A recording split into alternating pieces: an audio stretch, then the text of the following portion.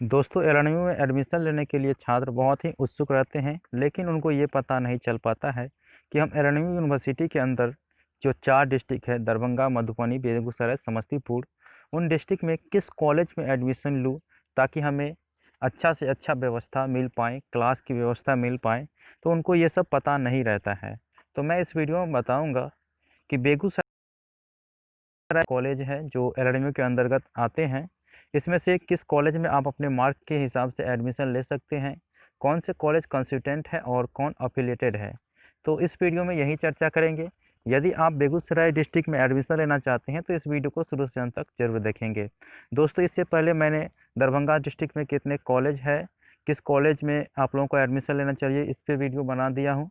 Madhubani district में कितने college है, कौन कंस्टिट्यूंट है, कौन अफिलिएटेड है, किस कॉलेज में क्लास चलती है, किस में नहीं चलती है, सभी चीज़ मैंने बता दिया हूँ। इसी प्रकार से मैंने समस्तीपुर कॉलेज का भी बता दिया हूँ। तो आप लोग उस वीडियो को नहीं देखे हैं तो उसका लिंक इस वीडियो के डिस्क्रिप्शन बॉक्स में मिल जाएगा, वहाँ से आप लोग देख लीजिएगा।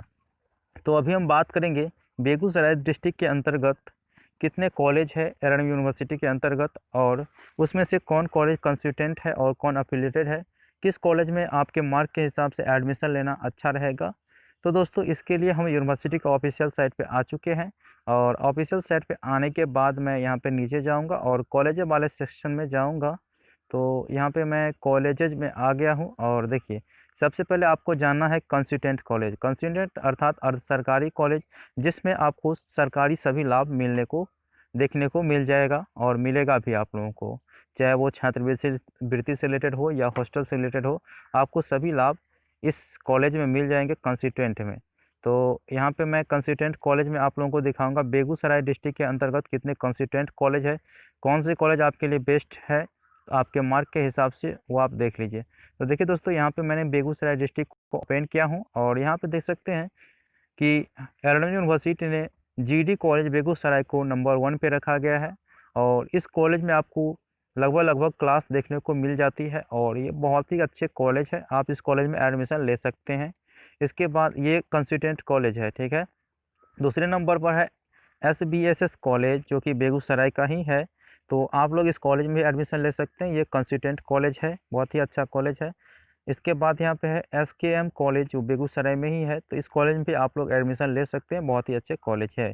इसके बाद चौथे नंबर पर है एपीएसएम कॉलेज, जो कि बरौनी में है। एपीएसएम कॉलेज बरौनी में है, इस कॉलेज में भी आप लोग एडमिशन ले सकते हैं, ये कंस्टिट्यूएंट कॉलेज है, इसमें सरकारी सभी लाभ आपको मिल जाएंगे।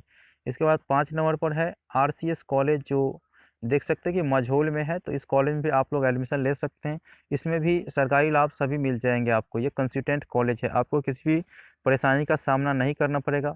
दोस्तों, आप लोग अगर आपका मार्क 60% से ऊपर है तो ज़्यादा चांस रखिएगा अप्लाई करने को कंस्टिट्यूएंट कॉलेज में। और अगर आपको ये लगे कि कंस्टिट्यूएंट कॉलेज में मेरा एडमिशन नहीं हो पाएगा, तो करना क्या है आपको, सबसे पहले कि 2 या 3 कॉलेज जो है आप लोगों को शुरू शुरू में कंस्टिट्यूएंट सेलेक्ट करना है। इसके बाद जो 2 या 3 जो शेष कॉलेज बचेंगे उसमें एफिलेटेड करना है, क्योंकि एकेडमी यूनिवर्सिटी में अगर आप एडमिशन को अप्लाई करते हैं तो आपको मात्र 5 ही कॉलेज सेलेक्ट करने को मिलेगा। तो 5 कॉलेज में से आपको 2 या 3 कॉलेज जो है कंसिस्टेंट करना है, और 2 या 3 कॉलेज जो बचेगा उसको आप अफिलेटेड कर दीजिएगा। इससे ये होगा कि आप लोगों का जो अगर कंस्टिट्यूएंट में नाम नहीं आया तो अफिलेटेड में ज़रूर आ जाएगा, चाहे वो प्रथम लिस्ट में हो, सेकेंड लिस्ट में हो, या थर्ड लिस्ट में हो, या स्पॉट राउंड में हो। स्पॉट राउंड में तो आप कहीं भी एडमिशन ले सकते हैं, लेकिन आप लोगों को इस प्रकार से ही करना है, ठीक है। और आपको ज़्यादा चांस रखिएगा ना कंस्टिट्यूएंट में ही अप्लाई करने का। चलिए अफिलेटेड कॉलेज के ऊपर बात कर लेते हैं। तो अफिलेटेड कॉलेज में कौन कौन से कॉलेज जो है आप यहाँ पे जो बेगूसराय डिस्ट्रिक्ट के अंतर्गत है उसमें आप लोगों को एडमिशन लेना चाहिए, ताकि आप लोगों के साथ धोखाधड़ी ना हो। तो यहाँ पे कंसिस्टेंट कॉलेज में आ चुका हूँ, कंसिस्टेंट कॉलेज में अफिलेटेड में आया हूँ। तो अफिलेटेड कॉलेज में आपको यहाँ पे बेगूसराय डिस्ट्रिक्ट, तो यहाँ पे देखिए दोस्तों, बेगूसराय डिस्ट्रिक्ट के अंतर्गत जो है ना आपको यहाँ पे देखने को मिलेगा मात्र 5 ही जो है आपको अफिलेटेड कॉलेज देखने को मिलेगा। तो चलिए पहले अफिलिएटेड कॉलेज के ऊपर बात करेंगे। तो कंसिस्टेंट हो गया और नीचे में अफिलिएटेड है। अफिलिएटेड तो बहुत ही कम कॉलेज है, और बेगूसराय के अंतर्गत ही बहुत ही कम कॉलेज है। ऐसे यहाँ पे अफिलिएटेड है जो 4 ही है, 5 नहीं 4 ही कॉलेज है। यहाँ पे देख सकते हैं आप लोग, जिसमें R C S C RCSS college जो है बीहट में है, तो वो अफिलिएटेड कॉलेज है। इस कॉलेज में भी आप लोग एडमिशन ले सकते हैं, बहुत ही इसका नाम है और ये परमानेंट कॉलेज है।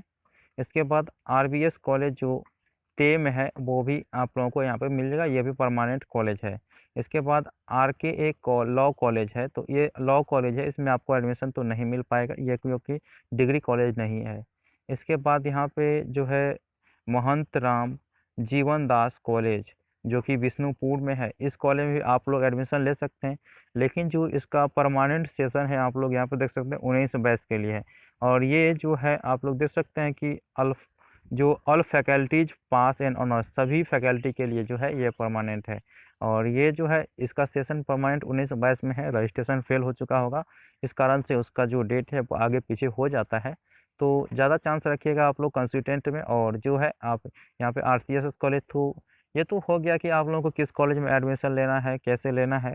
लेकिन देखिए दोस्तों, आप देखिएगा समझिएगा कि इस कॉलेज में पढ़ाई हो रही है और नहीं भी हो रही है, लेकिन आपके नज़दीक में जो कॉलेज होगा उसको आप सेलेक्ट जरूर कीजिएगा, क्योंकि नज़दीक वाला कॉलेज ही आपको ज़्यादा काम देगा, ना कि दूर वाला कॉलेज। दूर वाले कॉलेज में आपको दौड़ना ज़्यादा पड़ जा सकता है।